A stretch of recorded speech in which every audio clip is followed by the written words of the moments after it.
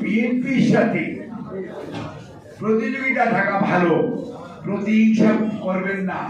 বিএনপিকে ধ্বংস করার জন্য অনেক ষড়যন্ত্র হয়েছে, অনেক ষড়যন্ত্র চলছে, কিন্তু বিএনপি তো জনগণের দল। এই দলের নেতা পালিয়ে যায় নাই, আত্মসমর্পণ করে নাই। এই দলের নেত্রী আপোষ করে নাই, জনগণের পাশে ছিল। এবং এই দলের নেতা ৮,০০০ কিলোমিটার দূরে বসেও সারা বাংলাদেশের মানুষকে কিভাবে গণতন্ত্রের জন্য, ভোটাধিকারের জন্য, দেশের মালিকানার জন্য ঐক্যবদ্ধ করা যায় সেটি করে দেখিয়েছেন এবং দেখাচ্ছেন। কাজে বিএনপির কাছ থেকে আপনাদের শেখার আছে। বিএনপির সাথে অহেতুক প্রতিহিংসা পরায়ণ আচরণ করে কিচ্ছু লাভ হবে না। কারণ বিএনপি সেই দল যে দল সম্পর্কে এক নেত্রী বলেছিল ভোটের আগে বিএনপি 10টি সিট পাবে।